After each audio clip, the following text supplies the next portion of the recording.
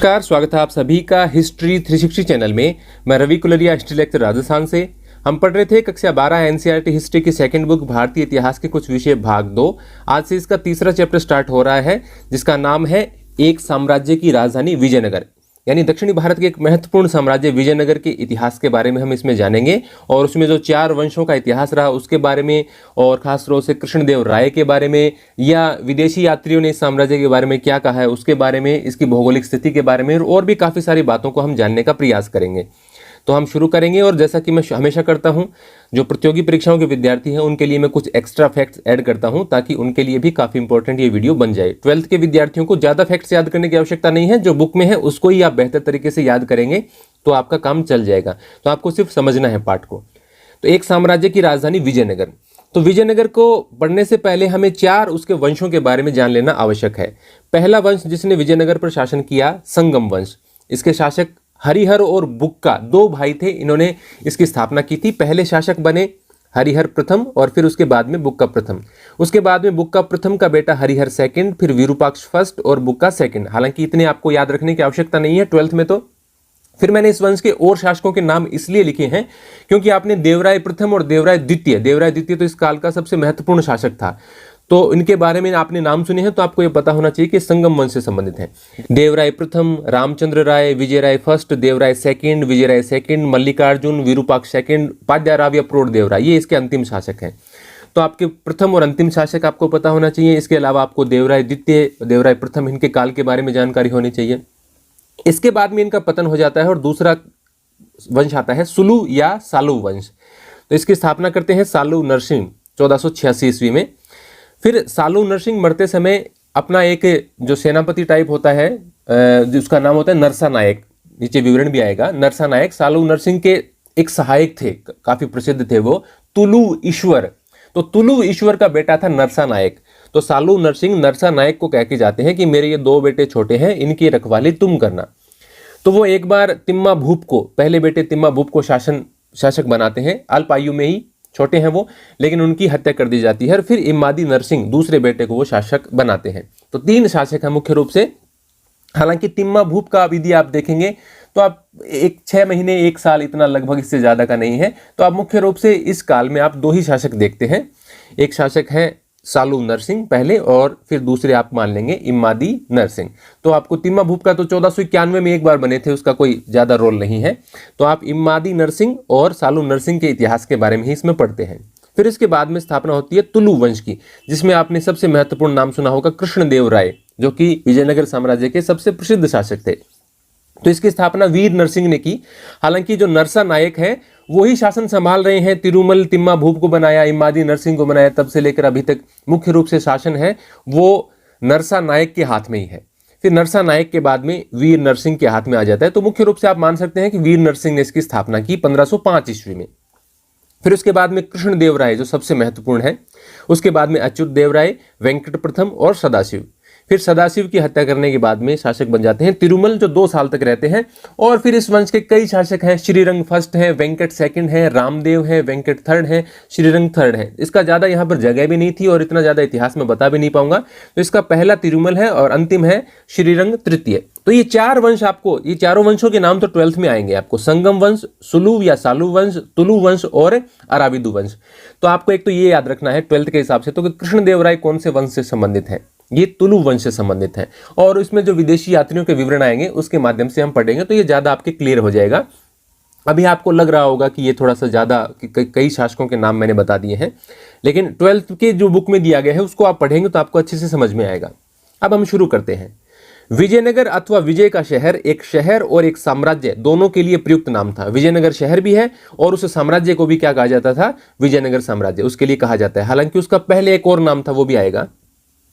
इस साम्राज्य की स्थापना 14वीं शताब्दी में की गई थी।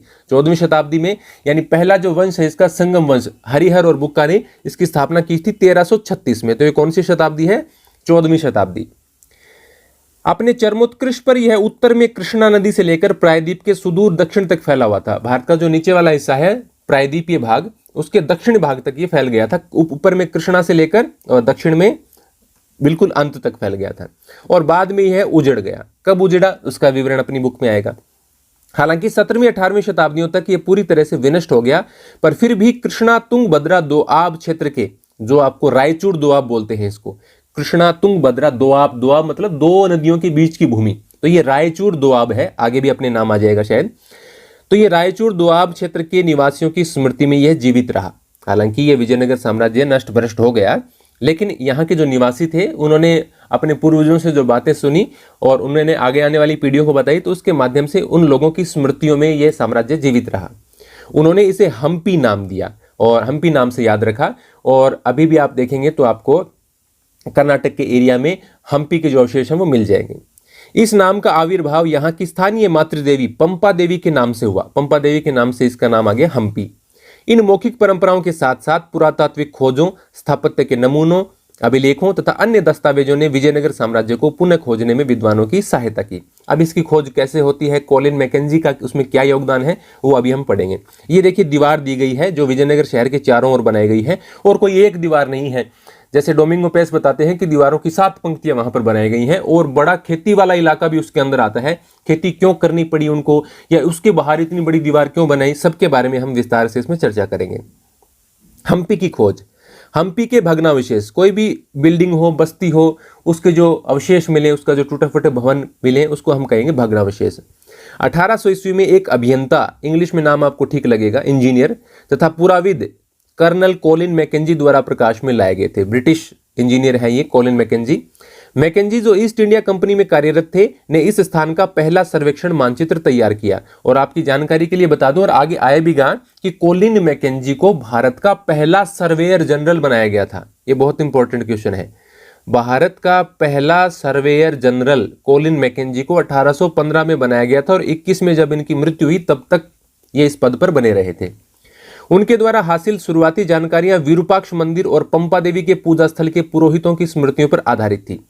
इनसे जो पंपा देवी के पुरोहित हैं उस मंदिर के, और विरूपाक्ष मंदिर में जो जानकारियां उपलब्ध हैं, उसके आधार पर उन्होंने विजयनगर साम्राज्य की शुरुआती जो जानकारी है वो प्राप्त की। कालांतर में 1856 से छाया चित्रकारों ने यहाँ के भवनों के चित्र संकलित करने आरंभ किए, जिससे शोधकर्ता उनका अध्ययन कर पाए। 1836 से ही अभिलेखकर्ताओं ने यहाँ और हम्पी के अन्य मंदिरों से कई दर्जन अभिलेखों को इकट्ठा करना आरंभ कर दिया। इस शहर और साम्राज्य के इतिहास के पुनर्निर्माण के प्रयास में इतिहासकारों ने इन स्रोतों का विदेशी यात्रियों के वृत्तांतों तथा तेलुगु, कन्नड़, तमिल और संस्कृत में लिखे गए साहित्य से मिलान किया। तो जो पुरालेखीय साक्ष्य है वो विदेशी यात्रियों के वृत्तांत, और जो तेलुगु, कन्नड़, तमिल और संस्कृत में रचा गया साहित्य है, उन सबको मिलाकर उन्होंने विजयनगर साम्राज्य के इतिहास को लिखने का प्रयास किया।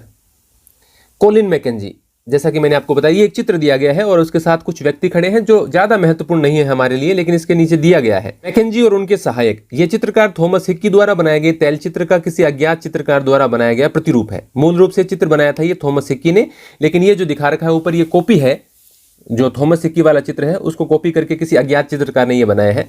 यह लगभग 1825 का है और royal Asiatic society of Britain and Ireland के संकलन से संबद्ध है। मैकेंजी के बाईं और दूरबीन थापे उनका चपरासी, ये देखिए सिनाजी, इसको क्यों कैसे बोलें, 2 मात्राएं हो गई। वैसे आप इसकी इंग्लिश वाली बुक में देखेंगे ना तो इसका ऐसे नाम लिख रखा है, किस्तेंजी बोलेंगे या इसको क्या बोलेंगे मालूम नहीं, JI है ये, किस्तेंजी इस प्रकार से। एक इसका सहायक है, 2 ब्राह्मण है, एक जैन है इसमें से, एक दूसरा ब्राह्मण है, तेलुगु ब्राह्मण, तो वो इसके साथ में दिए गए हैं। एक का नाम भी दिया गया है वेंतक लक्ष्मैया। जैन पंडित का नाम नहीं दिया गया, लेकिन कई पुस्तकों में आता है उसका नाम कि धुर्मिया है ये, लेकिन इनके सहायकों के नाम बिल्कुल भी इंपॉर्टेंट नहीं है, किसी एग्जाम के लिए इंपॉर्टेंट नहीं है। तो ये चित्रकार थॉमस हिक्की द्वारा बनाया गया कॉलिन मैकेंजी का एक चित्र है। कॉलिन मैकेंजी कौन है, इसके बारे में ज्यादा जानकारी हमें क्या किया वो याद रखना है। 1754 में जन्मे कॉलिन मैकेंजी ने एक अभियंता, सर्वेक्षक तथा मानचित्रकार के रूप में प्रसिद्धि हासिल की। 1815 में उन्हें भारत का पहला सर्वेयर जनरल बनाया गया और 1821 में अपनी मृत्यु तक वे इस पद पर बने रहे।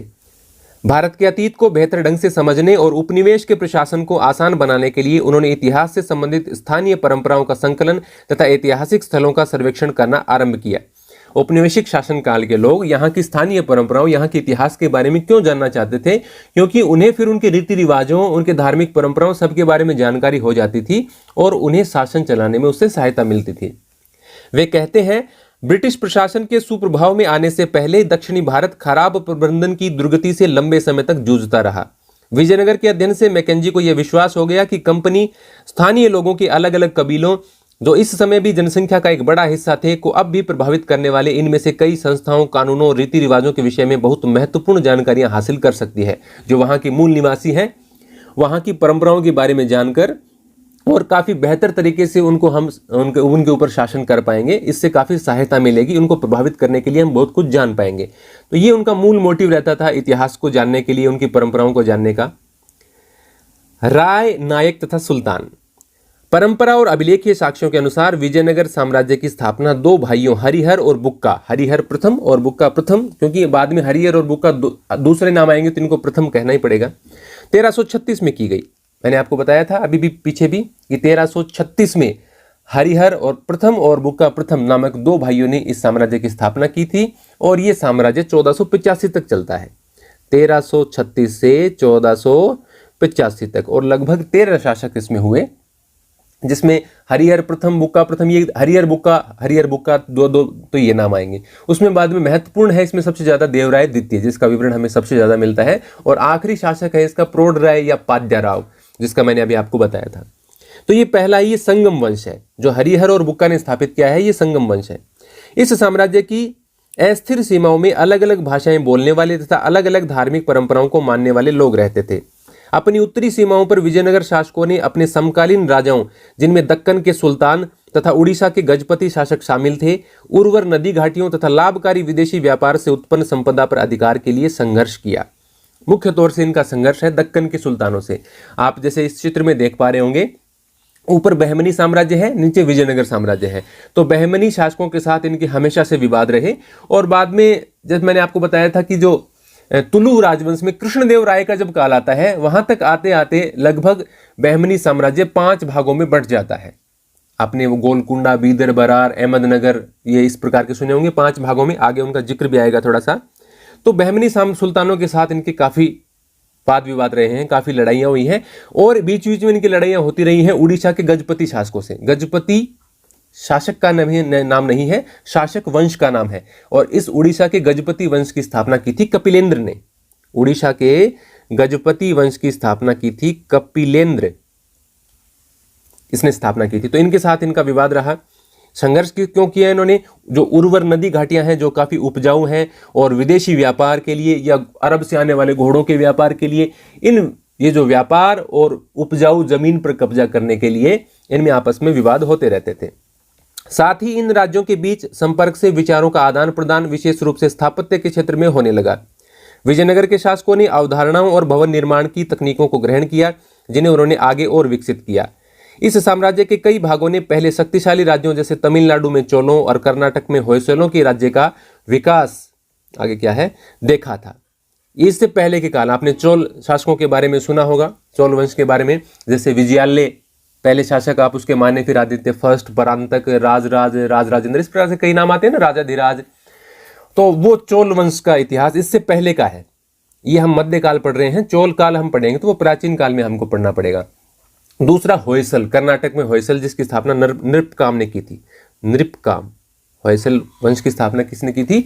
नृपकाम ने, जो 1022 से 47 तक शासक थे, 1022 से 47 तक। तो इन्होंने देखा था इसका विकास। पूरा प्राचीन इतिहास यदि आप चोलों और होयसलों का देखें तो खास तौर से चोलों ने काफी प्रगति की थी, व्यापार के क्षेत्र में हो, चाहे जो उनकी नेवी है, उनकी नेवी काफी मजबूत थी, उन्होंने समुद्र पार करके भी काफी इलाकों पर कब्जा किया था। तो इस साम्राज्य के कई भागों ने पहले शक्तिशाली राज्यों जैसे तमिलनाडु में चोलों और कर्नाटक में होयसालों के राज्य का विकास देखा था। इन क्षेत्रों के शासक वर्ग ने विशाल मंदिरों जैसे तंजावुर के बृहदेश्वर मंदिर तथा बेलूर के चन्नकेशव मंदिर को संरक्षण प्रदान किया था। तंजौर का जो बृहदेश्वर मंदिर है, ये चोल शासक राजराज प्रथम ने बनवाया था, और ये शिव मंदिर है। ये जो मंदिर है ये भगवान शिव से संबंधित है, और राजराज प्रथम जो चोल शासक हैं उन्होंने बनवाया था। दूसरा इसमें जो दिया गया है बेल्लूर का चन्नकेशव मंदिर, ये दूसरा वाला विष्णु मंदिर है, और इसका निर्माण होयसल शासक ने करवाया था, विष्णुवर्धन।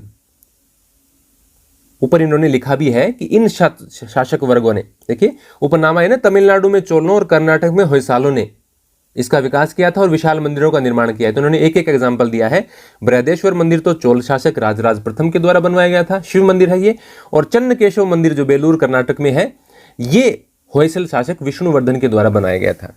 विजयनगर के शासकों जो अपने आप को राय कहते थे, अपने नाम के आगे राय लगाते हैं ये, ने इन परंपराओं को आगे बढ़ाया और जैसे कि हम देखेंगे उन्हें नई ऊंचाइयों तक पहुंचाया। जैसे हम कृष्णदेव राय का काल देखेंगे तो उन्होंने जो पहले से बने हुए काफी सारे मंदिर थे, उनके गोपुरमों, जो उनके द्वार पर एक बड़ी संरचनाएं, सुंदर संरचनाएं जो कभी कभी मंदिर से भी बड़ी और सुंदर हुआ करती थी, उनका निर्माण करवाया था। अब ऊपर क्या रह गया ये हम देख लेते हैं थोड़ा सा। कोलिन मैकेंजी के बारे में हमने पढ़ ही लिया। ये कर्नाटक साम्राज्य मुंह, जहां इतिहासकार विजयनगर साम्राज्य शब्द का प्रयोग करते हैं, वहीं समकालीन लोगों ने इसे कर्नाटक साम्राज्यमु की संज्ञा दी। उस समय के लोग इस साम्राज्य को कर्नाटक साम्राज्यमु लिखा करते थे। तो ये कुछ जानकारियां हैं। अब आगे बढ़ते हैं। हाथी, घोड़े और लोग। गजपति का शाब्दिक अर्थ हाथियों का स्वामी होता है।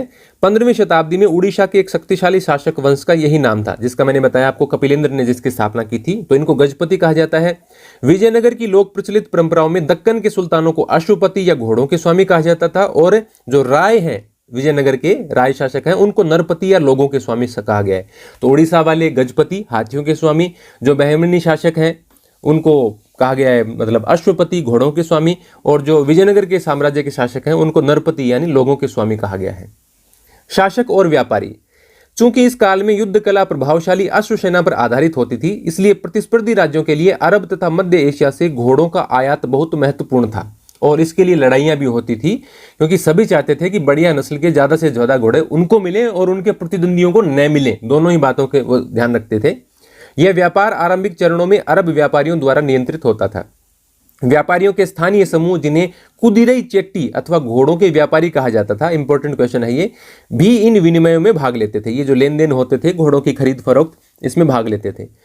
1498 ईस्वी से कुछ और लोग पटल पर उभर कर आए। कौन लोग? 1498 में कौन आए हैं? वास्को डी गामा, पुर्तगाली यहां पर आना शुरू हो गए हैं। तो अब अरबों के साथ इनका कॉन्फ्लिक्ट यानी इनका वाद विवाद होता है, मतलब ये लड़ाइयां भी होती हैं इनके अंदर, क्योंकि अरबों को अब लगता है कि जो शासक हैं वो थोड़ा थोड़ा इनका पक्ष ले रहे हैं, तो आपस में व्यापार को लेकर इनकी लड़ाइयां होती हैं।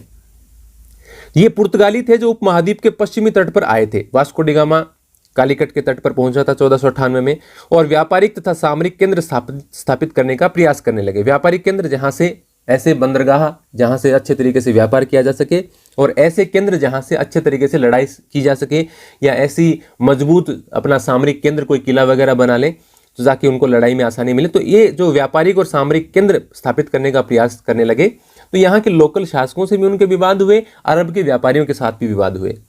उनकी बेहतर सामरिक तकनीक, विशेष रूप से बंदूकों के प्रयोग ने उन्हें इस काल की उलझी हुई राजनीति में एक महत्वपूर्ण शक्ति बनकर उभरने में सहायता की। किसकी? पुर्तगालियों की, क्योंकि उनके पास बंदूकें थी, और यहाँ भारत के जो शासक हैं या अरब व्यापारी हैं उनके पास बंदूकें नहीं हैं, तो उनको थोड़ा लाभ मिला है पुर्तगालियों को इस बात का। विजयनगर भी मसालों, वस्त्रों और रत्नों के अपने बाजारों के लिए प्रसिद्ध था। ऐसे शहरों के लिए व्यापार एक प्रतिष्ठा का मानक माना जाता था। यहाँ की समृद्ध जनता महंगी विदेशी वस्तुओं की मांग करती थी, क्योंकि लोगों की आर्थिक स्थिति अच्छी थी, तो वो महंगी वस्तुओं की मांग करते थे, विशेष रूप से रत्नों और आभूषणों की। दूसरी ओर व्यापार से प्राप्त राजस्व राज्य की समृद्धि में महत्वपूर्ण योगदान देता था। ज्यादा व्यापार होगा तो राजा को आय होगी, राज्य को टैक्स मिलेगा, तो उससे राज्य में और ज्यादा महत्वपूर्ण काम करवाए जा सकते हैं। राज्य का चरमोत्कृष्ट तथा पतन। यहाँ पहले राजा और व्यापारी वाला विवरण देख लेते हैं, जो विजयनगर के प्रसिद्ध शासक कृष्णदेव राय की एक किताब में लिखा गया है। कृष्णदेव राय शासनकाल इनका 1509 से 29 तक का, ने शासन कला के विषय में अमुक्त मल्यद नामक तेलुगु भाषा में कृति लिखी। तो ये किताब का नाम आप याद रख लेना, क्योंकि ये कृष्णदेव राय ने लिखी है, काफी इंपॉर्टेंट है। इस किताब में वो व्यापारियों के विषय में क्या लिखते हैं? एक राजा को अपने बंदरगाहों को सुधारना चाहिए और वाणिज्य को इस प्रकार प्रोत्साहित करना चाहिए कि घोड़ों, हाथियों, रत्नों, चंदन, मोती और अन्य वस्तुओं का खुले तौर पर आयात किया जा सके। उसे प्रबंध करना चाहिए कि उन विदेशी नाविकों, जिन्हें तूफानों, बीमारी या थकान के कारण उनके देश में उतरना पड़ता है, की भली भांति देखभाल की जा सके। सुदूर क्षेत्रों के व्यापारियों जो हाथियों और अच्छे घोड़ों का आयात करते हैं को रोज बैठक में बुलाकर तोहफे देकर तथा उचित मुनाफे की स्वीकृति देकर अपने साथ संबद्ध करना चाहिए। ऐसा करने पर ये वस्तुएं कभी भी तुम्हारे दुश्मनों तक नहीं पहुंचेंगी। यानी वो व्यापारियों को सुविधाएं और उनकी आवाभगत की बात कर रहा है कि उनको पर्याप्त लाभ भी कमाने दिया जाना चाहिए और उनको पर्याप्त सुविधाएं भी देनी चाहिए, तो वो आपके एरिया में ज्यादा व्यापार करेंगे और दुश्मनों के हाथ में ऐसी चीजें नहीं जाएंगी और अधिकांश व्यापार वो आपके साथ करते रहेंगे। राज्य का चरमोत्कृष्ट तथा पतन। राजनीति में सत्ता के दावेदारों में शासकीय वंश के सदस्य तथा सैनिक कमांडर शामिल थे। वहां के जो नायक थे वो भी शामिल थे, जैसे नरसा नायक का मैंने अभी आपको नाम बताया था। पहला राजवंश जो संगम वंश कहलाता था ने 1485 तक नियंत्रण रखा। पीछे आ चुका है ये हरिहर और बुक्का ने जिसकी स्थापना की 1336 में, ये 1485 तक चला संगम वंश। उन्हें सुलुओं ने उखाड़ फेंका जो सैनिक कमांडर थे और वे 1503 तक सत्ता में रहे। फिर उसके बाद में या 1503 या दक्षिण भारत के इतिहास की किताबों में मोस्टली 1505 मिलता है इसके बारे में। इसके बाद तुलुओं ने उनका स्थान ले लिया और प्रसिद्ध तुलु शासक मैंने आपको बताया था कृष्णदेवराय, जो कि तुलु वंश से संबंधित था और इस वंश का सबसे, या आप कह सकते हैं सभी वंशों का सबसे महत्वपूर्ण शासक माना जाता है। कृष्णदेवराय के शासन की चारित्रिक विशेषता विस्तार और दृढ़ीकरण था। और उसके खुद के बारे में यदि आप इतिहास में जाने तो जैसे मैंने आपको बताया कि ये जो तीसरा वंश है तुलु वंश, इसकी शुरुआत तो जैसे मैंने आपको बताया वीर नरसिंह से होती है, लेकिन पहले से ही शासन संभालने का काम जो अल्प आयु के बेटे थे, पहले मैंने आपको समझाया भी था, नरसा नायक संभाल रहा था, इन्हीं का पूर्वज संभाल रहा था। और नरसा नायक के 4 बेटे बताए जाते हैं, वीर नरसिंह, कृष्णदेवराय, अच्युत देवराय और रंगा, जिसमें पहला फिर बाद में शासक बनता भी है वीर नरसिंह। फिर कृष्णदेव राय बनते हैं 1509 से 29, जैसा कि अभी मैंने आपको बताया। फिर उसके बाद में अच्युत देव राय बनते हैं, रंगा शासक नहीं बनते बाद में। तो ये शुरुआती इनके 3 शासक हैं, वो सारे नरसा नायक के बेटे हैं।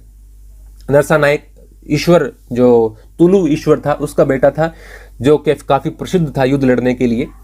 तो ये नायक जो इनके जो सेनापति वगैरह हैं, उनसे किस प्रकार से देखिए शासन वंश बनते हैं उसके बारे में भी दिया गया है। देखिए सैन्य कमांडरों से पहले सुलु वंश बना है, उसके बाद तुलुओं ने इनका स्थान ले लिया। तो कृष्णदेव राय इसी तुलु वंश से संबंधित थे। तो कृष्णदेव राय के बारे में मैं बताना चाह रहा था, बीच में भूल गया। कृष्णदेव राय के बाद में सबसे बेहतरीन जानकारी दी है डोमिंगो पाइस ने, जो कि पुर्तगाली यात्री था और उसने अपने यात्रा वृत्तांत में काफी महत्वपूर्ण जानकारी दी है। उसने बताया है कि उसके कद के बारे में और बताया है। ऐसा माना जाता है कि जब कृष्णदेवराय शासक बना 1509 में, तो उसकी आयु 20-25 वर्ष के बीच रही होगी।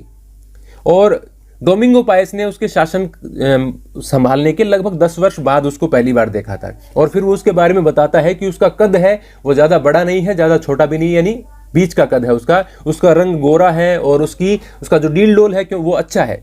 लेकिन उसके चेहरे पर वो बताता है कि चेचक के दाग है, लेकिन उसका डील डोल काफी अच्छा है, शत्रु उससे भय खाते हैं, मतलब लोग उससे डरते भी हैं, क्योंकि वो एक तो काफी सारा मतलब व्यायाम वगैरह करता था, अपने स्वास्थ्य के प्रति बहुत ज्यादा ध्यान रखता था।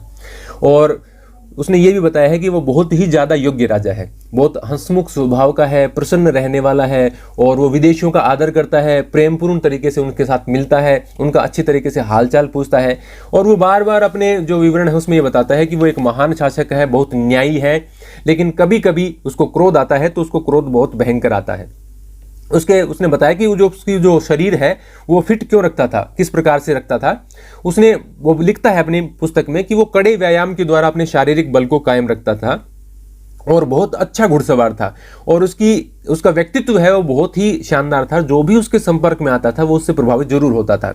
और उसने बताया कि जब युद्ध लड़ने जाते थे तो लगभग वो अपनी सेना का नेतृत्व स्वयं करता था और संकट के समय सामने से आकर लड़ाई लड़ता था और दृढ़ता और साहस का परिचय देता था, जिसके कारण उसका काफी सम्मान था सेना के लोगों में।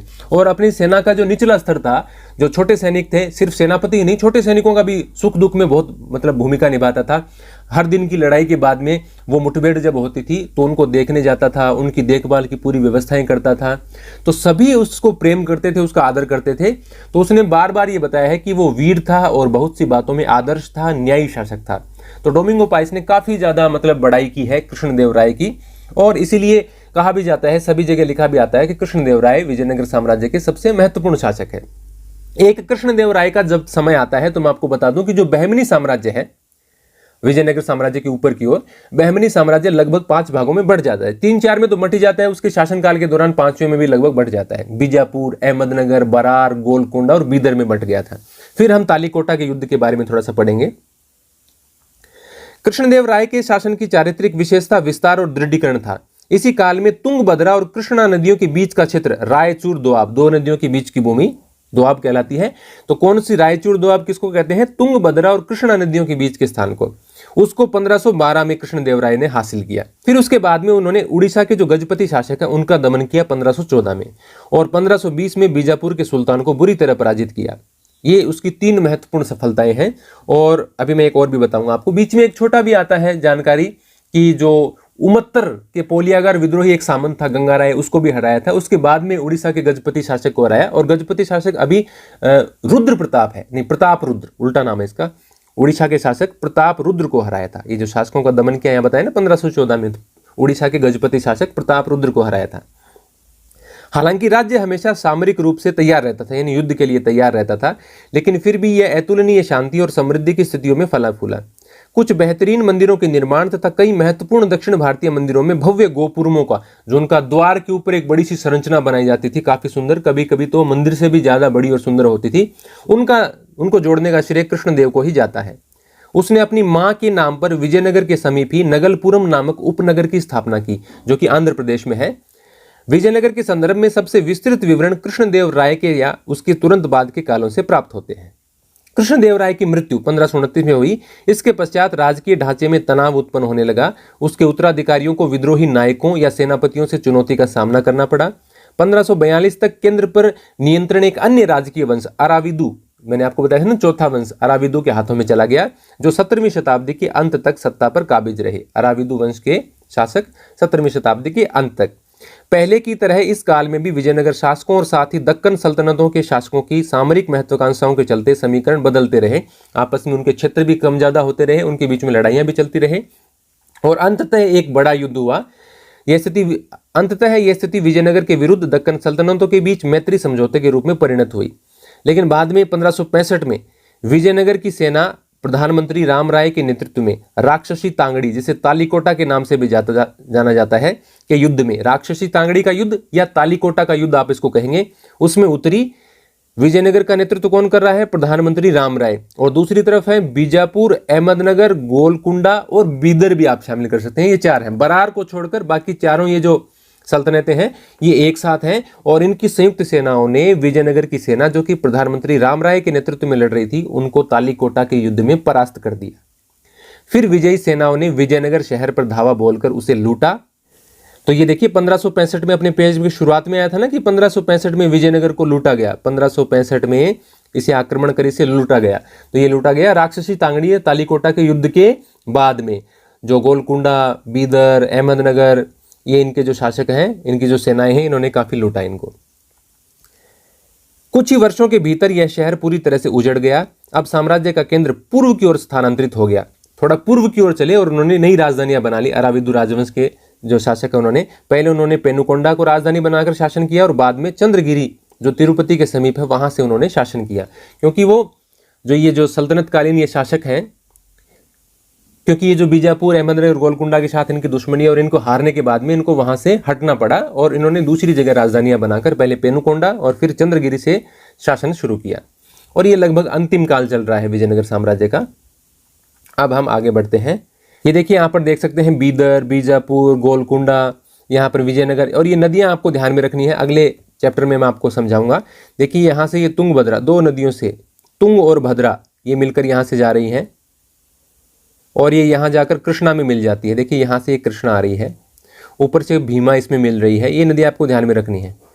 ये देखिए अब ये यहाँ पर ये कृष्णा है, और ये यहाँ पर जाकर अरब सागर में, नहीं सॉरी, बंगाल की खाड़ी में गिर रही है। तो यहाँ से तुंग और भद्रा दो नदियाँ निकलती हैं, ये जो पश्चिमी घाट है यहाँ से, और यहाँ से जाकर फिर वो कृष्णा में मिल जाती है, और फिर कृष्णा बंगाल की खाड़ी में गिर जाती है। तो ये नदी आगे जो दूसरा वीडियो होगा उसमें काम आएगी। हालांकि विजयनगर शहर के विध्वंस के लिए सुल्तानों की सेनाएं उत्तरदायी थी, फिर भी सुल्तानों और रायों के संबंध धार्मिक भिन्नताएं होने पर भी हमेशा या अपरिहार्य रूप से शत्रुतापूर्ण नहीं रहते थे। हमने देखा कि किस प्रकार से जो सुल्तान हैं बीजापुर के, अहमदनगर के, गोलकुंडा के, उनकी सेनाओं ने किस प्रकार से विजयनगर को नष्ट भ्रष्ट कर दिया, उसको लूटा, लेकिन हमेशा उनके संबंध तनावपूर्ण रहे हैं, ऐसा भी नहीं है। कृष्णदेव राय के समय की बात मैं आपको बताता हूं कि जैसा कि अभी मैंने पिछले पेज में देखा था कि 1512 में रायचूर दोआब पर अधिकार करने के बाद कृष्णदेव राय गुलबर्गा की ओर आगे बढ़ा, और उन्होंने बहमनी सुल्तान, उस समय था महमूद द्वितीय, और उसको उसके मंत्री अमीर बरीद ने बंदी बना रखा था। तो उसने उनको छुड़वाया, अमीर बरीद को परास्त किया, महमूद द्वितीय को छुड़ाया और उसको पुनः सिंहासन पर बैठाया, और इसके उपलक्ष्य में उनको कहा गया यवन राज स्थापनाचार्य, यानी एक मुस्लिम शासक के राज्य की स्थापना करने वाला, ये उपाधि उन्होंने धारण की। उदाहरण के लिए कृष्णदेव राय ने सल्तनतों में सत्ता के कई दावेदारों का समर्थन किया, और यवन राज्य की स्थापना करने वाला, अभी मैंने बताया ना यवन राज स्थापनाचार्य, का विरुद्ध की पदवी धारण करके गौरव महसूस किया। इसी प्रकार बीजापुर के सुल्तान ने कृष्णदेव राय की मृत्यु के पश्चात विजयनगर में उत्तराधिकार के विवाद को सुलझाने के लिए हस्तक्षेप किया। वास्तव में विजयनगर शासक और सल्तनतें दोनों ही एक दूसरे के स्थायित्व को निश्चित करने की इच्छुक थी। यह राम राय की जोखिम भरी नीति थी, जिसके अनुसार उसे एक सुल्तान को दूसरे सुल्तान के विरुद्ध करने की कोशिश की, किंतु वे सुल्तान एक हो गए और उन्होंने निर्णायक रूप से उसको पराजित कर दिया। उसने कूटनीति खेलने की कोशिश की और वो जो सुल्तान है उनको आपस में मतलब उनको फूट डालो और राज करो की नीति अपनाने की कोशिश कर रहे थे, लेकिन उन सुल्तानों ने आपस में सहमति कर ली और सभी ने मिलकर विजयनगर साम्राज्य की सेना को हरा दिया। तो ये राम राय की थोड़ी गलती मानी जाती है इसमें। यवन संस्कृत का शब्द है जिसका प्रयोग यूनानियों तथा उत्तर पश्चिम से उपमहाद्वीप में आने वाले अन्य लोगों के लिए किया जाता था। ये जो यवन राज्य की स्थापना करने वाला नाम है ना, उसके संबंध में बताया गया है। राय तथा नायक, मैं कई बार थोड़ा जल्दी जल्दी बोल देता हूँ, जल्दी जल्दी पढ़ा देता हूँ, तो आप बैक कर लिया कीजिए थोड़ा, यदि आपको लगता है तो कि समझ में नहीं आया तो। राय तथा नायक, साम्राज्य में शक्ति का प्रयोग करने वालों में सेना प्रमुख होते थे, जो सामान्यतः किलों पर नियंत्रण रखते थे तथा जिनके पास सशस्त्र समर्थक होते थे। ये प्रमुख आमतौर पर एक स्थान से दूसरे स्थान तक भ्रमणशील रहते थे और कई बार बसने के लिए उपजाऊ भूमि की तलाश में किसान भी उनका साथ देते थे। इन प्रमुखों को नायक कहते थे और ये आमतौर पर तेलुगु या कन्नड़ भाषा बोलते थे। कई नायकों ने विजयनगर शासक की प्रभुसत्ता के आगे समर्पण किया था, पर ये अक्सर विद्रोह कर देते थे और इन्हें सैनिक कार्रवाई के माध्यम से ही वश में किया जाता था। अमर नायक प्रणाली, ये विजयनगर साम्राज्य की एक महत्वपूर्ण राजनीतिक खोज थी। ऐसा प्रतीत होता है कि इस प्रणाली के कई तत्व दिल्ली सल्तनत की इक्ता प्रणाली से लिए गए थे। इक्ता प्रणाली क्या थी कि किसी भी बड़े जैसे सामंत वगैरह आप मान सकते हो, उनको एक बड़ा एरिया दे दिया जाता था कि ये आपके 50 गांव 100 गांव हैं, यहाँ से आप टैक्स इकट्ठा कीजिए, अपने पास एक सेना रखिए, घोड़े रखिए, हाथी रखिए, उनका खर्चा चलाइए और बाकी एक निश्चित टैक्स है वो राजा तक पहुंचा दीजिए। यानी एक बड़ा इलाका उनके नाम कर दिया और उस इलाके से टैक्स इकट्ठा करने का काम भी उसको दे दिया, वो इक्ता उसके नाम कर दी पूरी। उसको अपनी सेना रखनी होती थी और उस सेना को भत्ता देना या उसको जो पेंशन देनी, उसके हथियारों की व्यवस्था करनी, वो सारा काम करेगा और एक निश्चित राशि है वो राजा तक हर साल पहुंचाएगा और जरूरत पड़ने पर राजा को सैनिक सहायता भी वो उपलब्ध करवाते थे। लगभग इसी प्रकार की प्रणाली हमें विजयनगर साम्राज्य में देखने को मिलती है, जहां पर ये जो अमर नायक हैं इनको एक निश्चित जमीन दे दी जाती थी और वहां से ये टैक्स इकट्ठा करके राजा को दिया करते थे और अपने पास सेना भी रखते थे और जरूरत पड़ने पर राजा की सहायता करते थे। अमर नायक सैनिक कमांडर थे जिन्हें राय द्वारा प्रशासन के लिए राज्य क्षेत्र दिए जाते थे। वे किसानों और शिल्पकर्मियों और व्यापारियों से भू राजस्व तथा अन्य कर वसूल करते थे। वे राजस्व का कुछ भाग व्यक्तिगत उपयोग यानी खुद के उपयोग के लिए, घोड़ों और हाथियों के निर्धारित दल के रखरखाव के लिए अपने पास रख लेते थे। ये दल विजयनगर शासकों को एक प्रभावी सैनिक शक्ति प्रदान करने में सहायक होते थे, जिसकी मदद से उन्होंने पूरे दक्षिणी प्रायद्वीप को अपने नियंत्रण में किया। राजस्व का कुछ भाग मंदिरों तथा सिंचाई के साधनों के रखरखाव के लिए खर्च किया जाता था। अमर नायक राजा को वर्ष में एक बार भेंट भेजा करते थे और अपनी स्वामी भक्ति प्रकट करने के लिए राजकीय दरबार में उपहारों के साथ स्वयं उपस्थित हुआ करते थे। राजा कभी कभी उन्हें एक से दूसरे स्थान पर स्थानांतरित करके उन पर अपना नियंत्रण दर्शाता था, पर 17वीं शताब्दी में इनमें से कई नायकों ने अपने स्वतंत्र राज्य स्थापित कर लिए। इस कारण केंद्रीय राजकीय ढांचे का विघटन तेजी से होने लगा। जैसा वो मैंने आपको बात बताई कि उनको इलाके दे रखे हैं, वहां से वो टैक्स वसूल करते हैं, अपनी सेना रखते हैं, टैक्स का कुछ हिस्सा राजा तक पहुंचाते हैं साल में एक बार और खुद भी उपस्थित होते हैं कई बार। राजा उन पर अपना नियंत्रण दर्शाने के लिए क्या करता है कि उनका ट्रांसफर करता है एक इलाके से दूसरे इलाके, ताकि वो एक इलाके में पूरा जम नहीं पाए। दूसरी बात, राजा ये भी प्रदर्शित कर देता था कि भाई मैं सर्वे सर्वा हूँ, इनको पलट सकता हूँ, इनके स्थान बदल सकता हूँ। लेकिन कभी कभी जैसे बताया इन्होंने कि 17वीं शताब्दी में इन नायकों ने, इनमें से कई ने अपने स्वतंत्र राज्य स्थापित कर लिए थे, विद्रोह कर दिए थे। अमर शब्द का आविर्भाव मान्यता अनुसार संस्कृत शब्द समर से हुआ है, जिसका अर्थ है लड़ाई या युद्ध। यह फारसी शब्द अमीर से भी मिलता जुलता है, जिसका अर्थ है ऊंचे पद का कुलीन व्यक्ति। तो यह अमर शब्द की व्युत्पत्ति के बारे में दो संभावनाएं बताई गई हैं। आपको ये वीडियो अच्छा लगा है तो आप वीडियो को लाइक जरूर कीजिए। आप कमेंट करके बताना, आपके कोई सुझाव हो तो वो आप बता सकते हैं। आप हमारे टेलीग्राम चैनल को ज्वाइन कर सकते हैं, जिसका लिंक और इंस्टाग्राम का लिंक मैं आपको डिस्क्रिप्शन में दे दूंगा। अब इसके बाद में अगला टॉपिक है विजयनगर, जो शहर है उसके बारे में हम जानने का प्रयास करेंगे, उसकी राजधानी और उसके आसपास का जो इलाका है उसको समझने का। तो ये वीडियो ठीक ठाक बड़ा हो चुका है। विजयनगर के बारे में हम अगले वीडियो में, वीडियो अगला थोड़ा सा बड़ा होगा, तीसरा उससे भी बड़ा होगा और इस प्रकार 3 वीडियो में मैं कोशिश करूंगा कि ये चैप्टर समाप्त हो जाए। धन्यवाद।